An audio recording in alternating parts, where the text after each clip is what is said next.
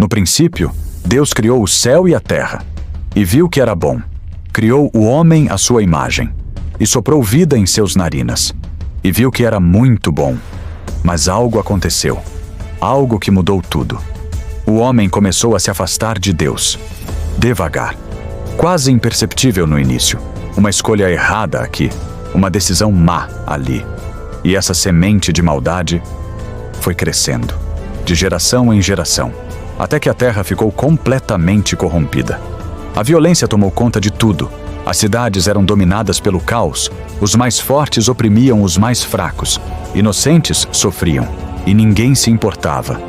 E Deus olhou para baixo, para aquela terra que havia criado com tanto amor, e o que ele viu partiu seu coração.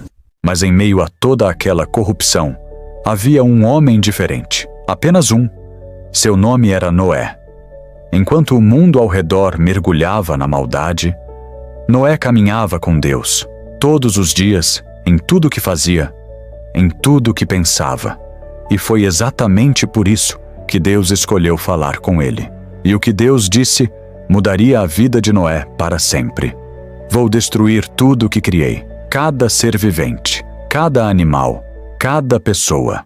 A corrupção chegou ao seu limite, mas você encontrou graça diante de mim. Você e sua família serão salvos, mas precisará fazer algo que nunca foi feito antes, algo que parecerá impossível, algo que fará todos ao seu redor duvidarem de você. E Noé ouviu e obedeceu. A ordem era impossível. Construa uma arca, de madeira de gofer, 300 côvados de comprimento. Isso equivale a quase 140 metros. Uma embarcação colossal, maior que qualquer navio que o mundo havia visto. No meio do deserto, sem mar à vista, sem chuva prevista, sem nenhuma lógica aparente.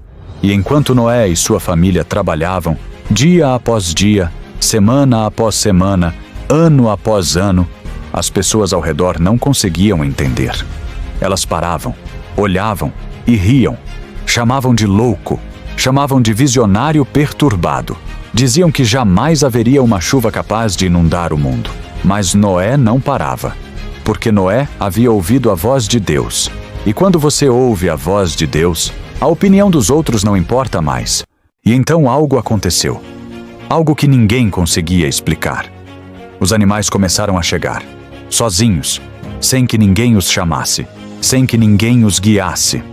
De todos os cantos da terra, de todas as espécies, 2 a 2, macho e fêmea, leões caminhando ao lado de cordeiros, elefantes ao lado de ratinhos, cobras ao lado de pássaros, predadores e presas, lado a lado, em paz.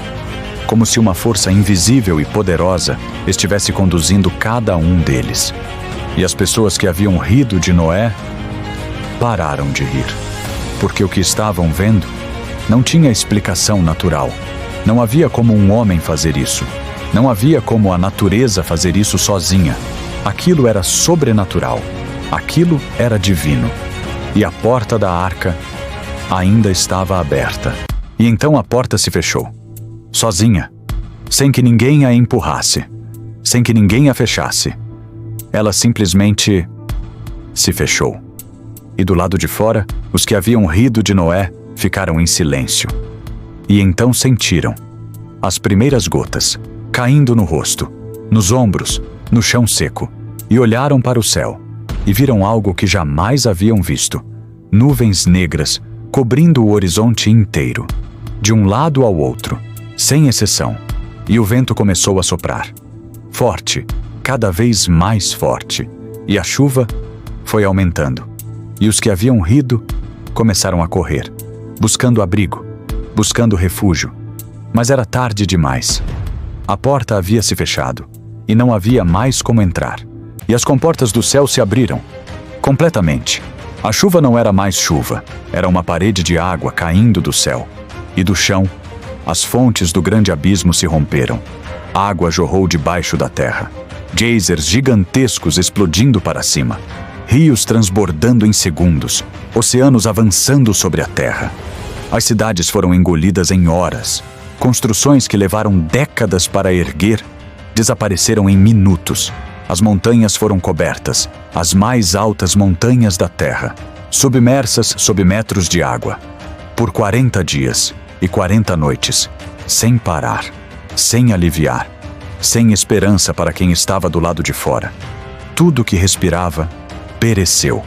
A terra que havia sido criada com uma palavra estava sendo reiniciada com água, e a arca flutuava, sozinha, em um oceano que cobria toda a terra. Não havia horizonte visível, não havia terra à vista, apenas água, em todas as direções, até onde os olhos podiam ver. Por dentro da arca, Noé e sua família aguardavam, em silêncio, ouvindo a chuva, ouvindo as ondas, ouvindo o vento, dia após dia, semana após semana, mais de 150 dias flutuando, sem saber quando terminaria, sem saber se terminaria, apenas confiando que Deus havia fechado aquela porta e que Deus abriria quando fosse a hora. E foi exatamente isso que aconteceu.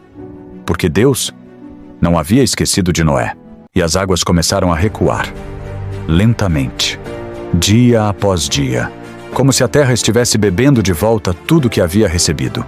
E o pico de uma montanha apareceu, e depois outro, e a arca pousou, no Monte Ararat, e Noé esperou, paciente, até que Deus disse: saia da arca. E Noé saiu, e pisou em terra firme pela primeira vez em mais de um ano, e olhou ao redor, e viu um mundo limpo, um mundo novo, um mundo que havia sido lavado, e então olhou para o céu, e viu algo que nenhum ser humano havia visto antes, um arco de cores, vermelho, laranja, amarelo, verde, azul, anil, violeta, rasgando o céu pela primeira vez na história. E Deus falou: este arco nas nuvens é o sinal da minha aliança, com você, com seus descendentes, com toda criatura vivente.